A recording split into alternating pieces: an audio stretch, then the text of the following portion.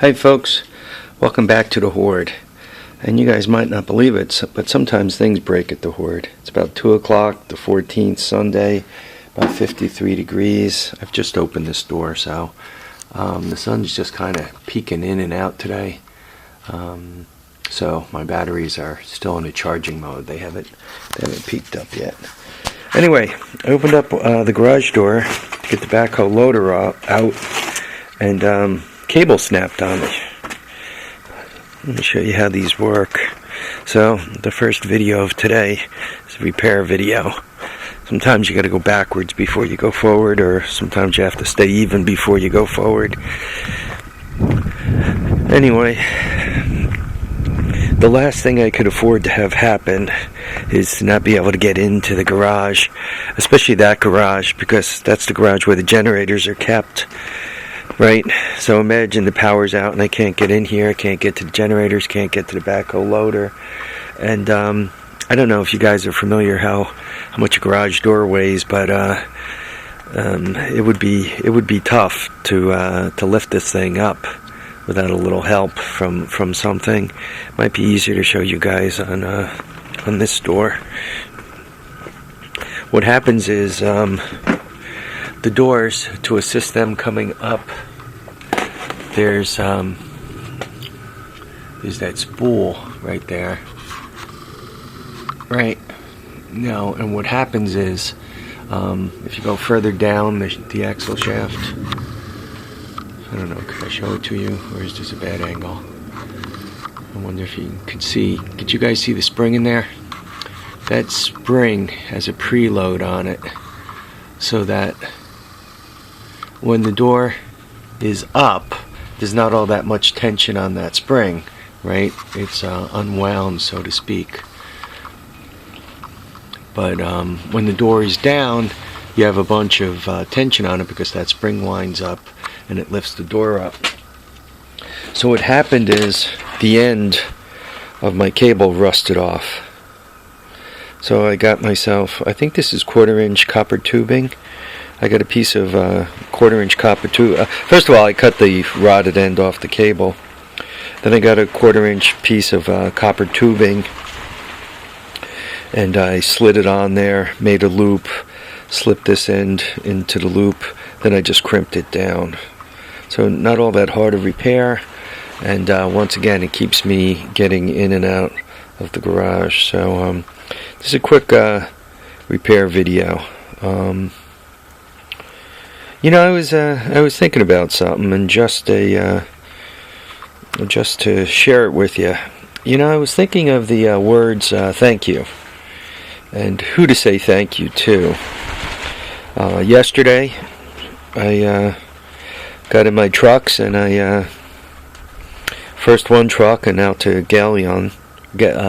Galway, excuse me, and brought home a load of bikes. And then I took the second truck out to Montgomery and picked up that tractor. So, you know, there's a lot to say to say thank you for in just one day's activity.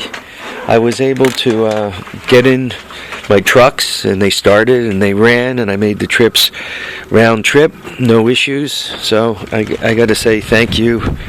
You know, to God for the good fortune, the ability, I mean the talents He gave me to be able to afford my trucks, the talents He gave me to go out and find these things interesting, right? I mean, if you don't have interest, if you don't have a passion, if you don't have something you get up for in the morning, then what are you up to? So I gotta thank for all of that. I gotta thank the people in my youth that kind of got me involved in this stuff. You know, some shop teachers and all back from the olden days of junior high and high school. To some extent, I'd like to say, thank you to my parents, though at the moment we don't exactly get along exceptionally well.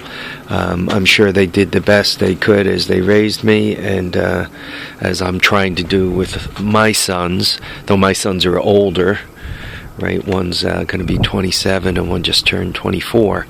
So they're not babies any longer, but I've done my best with them. Thank you to the folks that maintain the roads. I mean, though you're paid for it, I didn't hit any major potholes. There really weren't any out there. So, a lot to say thanks for. Thanks once again to our Creator for making all this stuff possible. And two pieces of advice. The characters, let's go with character because there was only one person I bought the bikes from up in Gillian. He, Galway, up in Galway, let's say it correctly. I asked him what he did with himself. He looked young, and he indicated that he dropped out of high school. And I looked at him. I said, "Man, you want to either get your ass back in high school or get a GED, man, because without that, you're screwed. I mean, you can't get in the military. It's not like the old days when I was a kid where there was a million construction jobs out there. So if you were good with your hands and your mind, some older guy would kind of take you in, apprentice you, and, you'd learn and eventually maybe get your own construction business, especially if you had talent, Now that's a hard nut to crack. There's still construction jobs out there, but they're not plentiful like they were when I was a kid. When I was a kid, man, there was a million truck driving jobs for, in the summer. If you could run a backhoe or drive a truck, there was always a job waiting for you.